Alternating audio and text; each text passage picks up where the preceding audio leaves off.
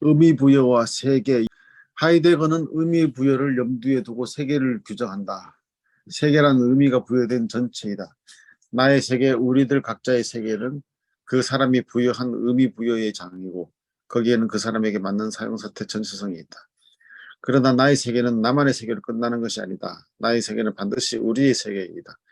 나는 결코 내가 만든 나의 세계에 홀로 살 수 없다. 나의 세계에서 나 자신이 만들어 사용하는 모든 도구에도 이미 남의 손길이 묻어 있다. 하이데거가 세계 안에 있음이라 말할 때 그 있음은 나 혼자 있음이 아니라 더불어 있음이고 함께 있습니다. 이와 같이 인간의 있음은 항상 남과 더불어 있습니다. 우리 개인들의 세계가 언제나 항상 우리들의 세계로 뭉치기 때문에 언어 소통에 아무런 문제가 없는 것이다. 우리의 세계를 묻고 있는 끈은 바로 말이다. 세계 구성원의 정체성을 형성해주고 있는 것은 언어, 즉 모국어이다. 우리는 언어로 공동의 기반이 마련된 삶의 그것을 공유하면서 그 속에서 만나는 모든 존재자에게 똑같은 의미를 부여하며 그것들에 대해 남들과 이야기하며 산다. 쉽게 수용해내기 어려운 부분이 이 속에 숨겨져 있죠. 우리는 언어로 공동의 기반이 마련된 삶의 그곳을 공유하면서 그 속에서 만나는 모든 존재자에게 똑같은 의미를 부여하며 그것들에 대해 남들과 이야기하며 산다. 이 설명은 우리의 존재 방식 중에 비본래적인 자기를 얘기하는 거예요. 비본래적인 자기로 사는 세계는 이런 것이죠. 그런데 본래적인 자기로 사는 삶은 같은 의미 부여를 하지 않고 산다고 볼 수 있기 때문에 여기에 모순이 있을 수 있는데 그 부분을 염두에 두고 그때 얘기를 들어가 보죠. 도구를 어떻게 사용하는가 하는 지침은 내가 그 도구를 처음으로 사용하는 데에서 주어진 것이 아니라 이미 도구 안에 어떻게 사용되어 왔음이 전제되어 있다. 하이데거는 이러한 사태를 선언적 완료라는 표현이라고 표현한다. 완료형은 뭐뭐뭐 해왔습니다. 존재와 시간에서 하이데거가 가장 많이 쓰는 표현은 뭐뭐뭐 해왔음이라는 과거 완료형이다. 도구에 대한 선언적 완료는 이미 사용해왔습니다. 사용 사태 전체성을 구성하는 사용해왔음은 하나의 도구가 나에 의해서 경험되기 이전에 이미 그렇게 의미 부여 고정되어 있다는 것을 말한다. 나는 그 의미 부여에 따라서 거기에 정해진 대로 그 도구를 사용하면 된다. 이처럼 인간의 세계는 내가 이제 처음으로 만들어 나가는 것이 아니라 남들에 의해서 이미 의미 부여된 그런 세계이다. 인간은 그 의미 부여를 따라가면서 살아가는 것이다. 즉 누가 망치를 가지고 사람을 죽인다면 그는 망치를 망치로서 제대로 사용한 것이 아니다. 하이데거는 이 사용해 왔음이라는 개념에서 자유롭게 되어줌이라는 해방적 진리의 현상을 보기도 한다. 진리가 너희를 자유케 하리라는 성서의 말을 유비적으로 여기에 사용한다면 망치를 제대로 사용하는 사람은 망치를 망치의 본질로 자유롭게 내어주고 있는 것이다. 이렇게 세계에는 선언적 완료가 있는데 이것을 이해의 지평이라 한다. 어떤 것을 어떤 것으로 사용하게끔 규정하는 이해의 지평이 있는 것이다. 다시 말해 이미 전체를 두루 비추어주는 지평이 있는 것이다. 세계는 서로 다른 이해의 지평을 갖고 있지만 세계끼리는 서로 소통이 가능하다. 이렇게 세계가 서로 만나 이해의 지평이 혼합되고 융합되어 지평이 확장되어 되는 지평혼용, 지평융합의 사건이 일어난다. 이 이론이 굉장히 논리적인 것 같은데 사실은 쉽지 않은 얘기죠. 우리의 각자가 의미 부여를 하는데 그 의미 부여는 이미 내가 태어나기 이전부터 의미 부여되어 있는 거기 때문에 각자의 세계라고 하지만 각자의 세계가 공유된 세계라는 개념으로 가잖아요. 근데 나의 세계와 다른 사람의 세계가 달라서 서로 다른 세계끼리 만나는데 그거 자체가 공유된다고 하는 이런 개념을 어떻게 서로 접목을 시킬 것이냐 하는 얘기를 여기서 봐야 되겠죠. 그 이해의 지평이라는 개념을 쓰고 있는데 세계를 하나로 보고 있지 않고 각자의 세계가 있다고 한다면 이 각자의 세계에는 일단 다른 이해를 할 수도 있는데 여기서는 그 다른 이해라는 개념보다는 언어라는 매개를 통해서 혹은 이미 태어났을 때 이 사회가 의미 부여되어 있는 도구들이 있기 때문에 그 의미 부여가 된 상태로 우리가 들어오기 때문에 세계와 세계 간에 서로 소통이 가능하다 이렇게 설명을 하고 있는데, 그래서 이해 지평이 융합돼서 지평이 확장되는 지평 혼융, 지평 융합의 사건이 일어난다 이렇게 얘기를 하고 있는데 만만치 않아요. 그러니까 우리 각자 우리가 주관적인 세계가 같을 것인가? 실제 우리가 사람들이 사회적으로 살면서 혹은 우리가 임상적으로 볼 때 각자가 느끼고 있는 세계가 사실 정말 서로 공통으로 이해할 수 있을 만큼 소통이 잘 되는 세계냐? 어쩌면 각자가 가진 세계는 여기서 의미부여가 아까 강 목사님이 얘기한 대로 그 의미부여가 각자 다를 수 있는데, 여기 하이데거의 얘기는 이미 우리는 던져진 존재이기 때문에 이미 의미부여가 돼 있는 사회에 들어와서 그 의미부여를 따라서 살고 있다, 이런 전제를 얘기를 하고 있죠. 그러니까 각자성이라고 하지만 각자성과 아니면 이 전체성이 애매하게 지금 얽혀 있어요. 소통이라는 이름으로. 그래서 지평이 확장된다고 얘기를 하고 있지만 실제 임상적으로는 각자가 체험하는 세계가 서로 너무 현격하게 다를 수 있다고 저는 봐요.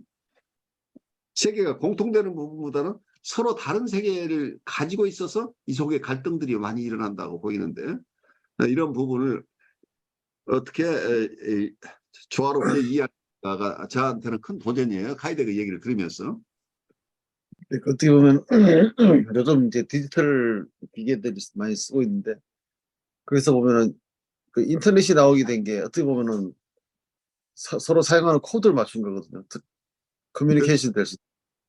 근데 그 코드를 맞췄지만은 또 한편으로는 또 거기서는 정의적인 코드만 쓰는 것이 아니라 각자가 가지고 있는 어떤 그 가능성으로 인해 가지고 또 생각지도 못한 것들이 계속 만들어져 나가면서 지금까지 온 거라고 보면은, 유튜브도 마찬가지로 유튜브가 그냥 단순하게 처음에는 영상으로서 어떤 커뮤니케이션 하는 걸 만들었다면은 나중에는 그 속에서 또 새로운 세계가 만들어져 버리는 그런 경험들을 보면은, 이 인간 자체가 계속 추구하고 있는 것은 어떻게 보면은 단순하게 공동체를 이루는 것만이 아니라 각자의 독특함이나 개성이나 어떤 존재 가능성들을 드러내는 쪽에 아주 에너지를 많이 갖고 있다는 것도 분명하거든요. 근데 그걸 단지 드러내는 방법이 그냥 아무도 이해하지 못하는 방식으로 드러냈을 때에 어떤 존재로서 인정받는 것이 약했기 때문에,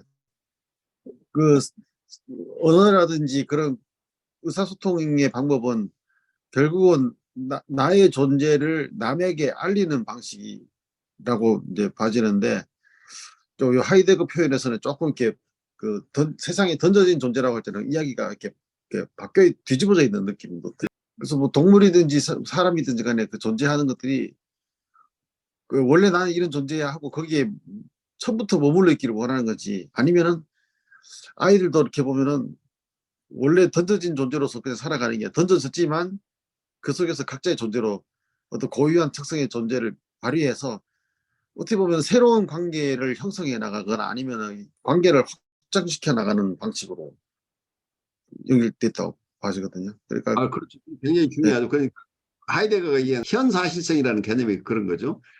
이 세상이 던져졌지만 거기에서 각자 새로운 가능성들을 쫓아나가, 새로운 존재 가능성들을 쫓아나가는 것이다. 그래서 사실성이라고 한다면 동물이나 식물처럼 사실 이미 주어진 것 그것 자체가 이미 다 펼쳐진 것이어서 더 이상 어떻게 변화가 불가능한 하나의 속성으로 이렇게 볼 수 있는 것하고, 인간이 다른 것은 인간은 던져졌지만 이걸 현사실성이라고 하는 것은 여기서 변화 가능성이 있다는 겁니다. 거기서부터 새로운 발전 가능성이 있기 때문에 이걸 현사실성이라는 개념으로 얘기를 하고 있는데, 이런 얘기하다 보면 여기서 이 각자성과 전체성을 어떻게 조화할 것이냐 하는 거가 만만치가 않은 거죠. 사실은 하이데거를 이해하는 분마다 다른데 이게 숨겨진 신학이라고 보는 견해도 많이 있어요. 이분이 신학을 철학의 용어로 번안했다고 할까요? 그런데 숨겨져 있는 것은 결국 신학을 얘기하고 있을 것이다 라고 이렇게 이해하는 분도 있는 거죠. 그 하이데거가 가지고 있는 것도 그렇고 그냥 그 후에 그 하이데거의 글을 읽는 사람도 그렇고 각자가 가지고 있는 또 말하자면 바탕에 대한 사고들이 또 따로 있잖아요. 다 다르죠. 예. 예, 그 다르기 때문에 그거를 그 하이데거 자신도 어떻게 보면은 그 신학 교육을 받았다 그러면 그 당시의 신학이 무엇이었느냐에 따라서 또 이야기가 달라지고 지금의 신학이 뭐냐에 따라 가지고 이야기는 달라지고 다 또 다른 거죠. 예. 예, 그 당시에는 이제 인터넷이라든지 그런 디지털 문명이 없었기 때문에 또 이해하는 게 또 다르고 그러니까 어떻게 보면은 결국은 그 세상에 던져진 존재라고 이렇게 표현하는 게 맞기는 하지만은 그 다음에 이제 그 그렇죠. 가능성이라는 게 새롭게 나오는데 어떻게 보면 그 당시에 가지고 있었던 그런 환경이라든지 조건에 대해서 그 한계를 벗어난다는 거는 굉장히 어려운 일이 되어버리는 그렇죠. 거예요.